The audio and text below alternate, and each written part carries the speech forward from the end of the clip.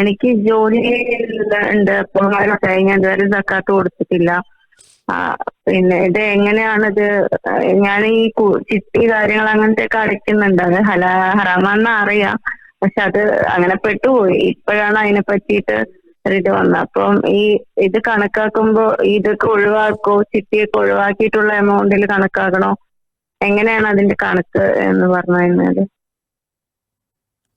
ശരി, നിങ്ങള് ചിട്ടിയുണ്ട്, സക്കാത്ത് കൊടുക്കാനുള്ള സംഖ്യയും നിങ്ങളുടെ കയ്യിലുണ്ട് എങ്കിൽ, കഴിഞ്ഞ വർഷം കൊടുത്തിട്ടില്ലെങ്കിൽ ആ കഴിഞ്ഞ വർഷം നിങ്ങളുടെ കയ്യിലുണ്ടായിരുന്ന കയ്യിരിപ്പും നേരത്തെ പറഞ്ഞ പോലെ ബാങ്കിലോ ഒക്കെ ഉണ്ടെങ്കിൽ ബാങ്കിലുള്ളത്, കയ്യിലുള്ളത്, നിങ്ങൾക്ക് കിട്ടാനുള്ളത്, ചിട്ടിയിൽ നിക്ഷേപിച്ചത് എത്രയാണ് അതും കൂടി കൂട്ടിയിട്ട് സക്കാത്ത് കൊടുക്കണം.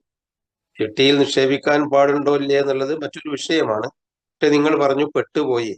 ഏതായിരുന്നാലും ആ പെട്ടുപോയ ചിട്ടിയിൽ നിങ്ങൾക്ക് നിക്ഷേപമുള്ളതിനെയും നിങ്ങളുടെ കയ്യിരിപ്പിന്റെ കൂട്ടത്തിൽ കൂട്ടി സക്കാത്ത് കൊടുക്കണം.